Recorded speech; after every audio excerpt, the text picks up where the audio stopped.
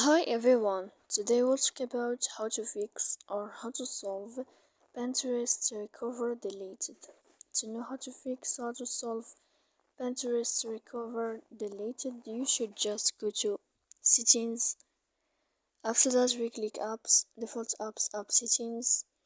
Here in this window, we will enter to this app of Pinterest. Then if on this app info, we click on first stop and we click OK. Then we click on storage. Here we go to click clear cache, and in the end of all these steps, then you can go to Play Store. You will search about Pinterest. When you'll find it, then you can update your application.